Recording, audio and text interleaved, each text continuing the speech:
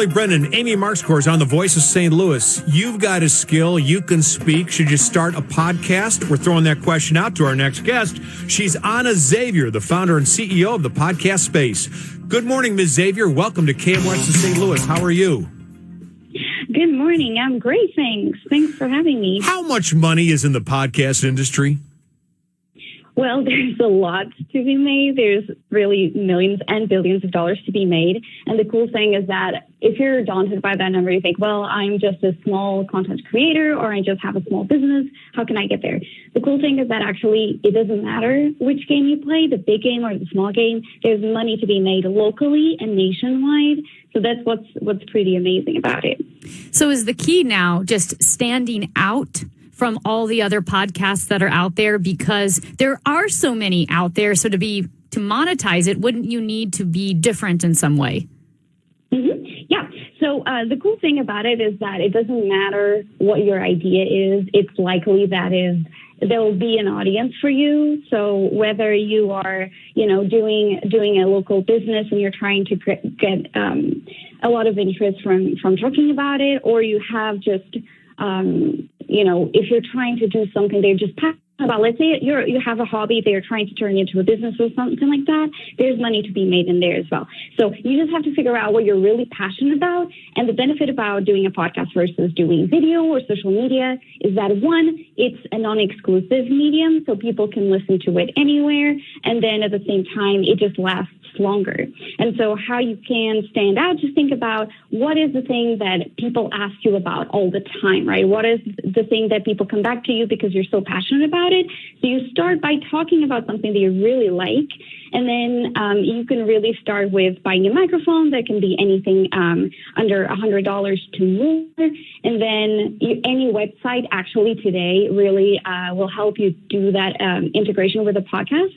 So getting people to land on your podcast's website and then doing business with you, or local businesses who want to advertise on your show, they just find you through there. So actually, a couple of weeks ago, I was just talking to a podcaster she's in the wellness space, and she was just telling me she just has around 100 and something downloads per episode, which normally as you start is actually quite common. And she told me that she had a tech, like an app, to reach out to her, and they were super interested in reaching out to her audience because she knew that her audience was very specific and very engaged. So that's something that I want to tell people, is that you do not need a massive audience to get people interested in your podcast and your idea, and you can monetize it fairly easily. Well, when you say monetize, how much money?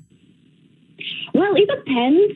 You can make anything from just $50 to hundreds and hundreds of dollars. It depends what your audience is. And let me just say that if people think about how do I reach out to advertisers? So there's multiple ways that you can do that. So one, you can actually reach out to your local community.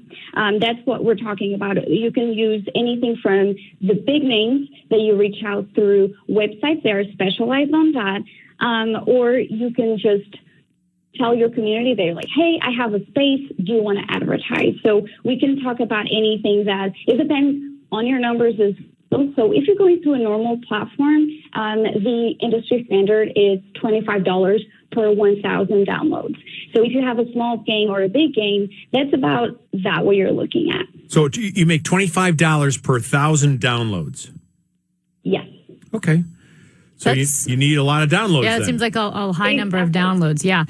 So I'm guessing that most people who go into the podcast space first should do it as a labor of love. And I'm guessing the monetary benefits, that could be a bonus, but definitely go into it as a labor of love. Yes. So actually, when you look at advertising and everything else, I think something that most people have to consider is what is the micro impact that you can have. So one of our clients, she's a senior housing expert, and she uses the podcast to generate leads for her business. So she uses the podcast as a way to educate people, to tell them about the options there are there. And so she then builds trust with her community, and then she gets leads into her business. So she started her podcast about 2 years ago. And just through organic reach, so releasing content episodes every single week and reaching out to local communities and say, hey, I have a podcast. Would you like to be my guest?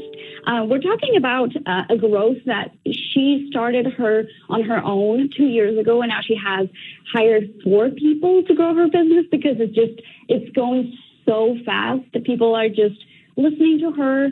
That builds trust, and then you're going from there. People just start calling your business. And her topic is senior housing, and she's building thousands of followers.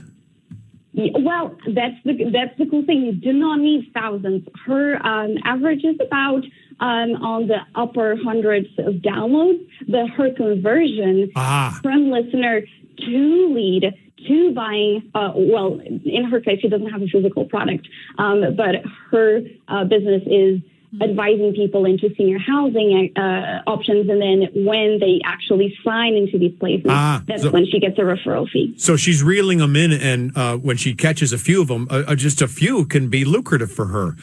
Absolutely. How much money will it cost me to put together a podcast studio? Oh, so that's the cool thing that I love talking about is that you do not, most people think that they need a lot of money to put together a studio. And so anything that you look today can be anything from just buying a microphone that is called a dynamic microphone. So those microphones really shine in just any type of room because you have to be so close to it that you do not need to have a full blown up studio created to sound great.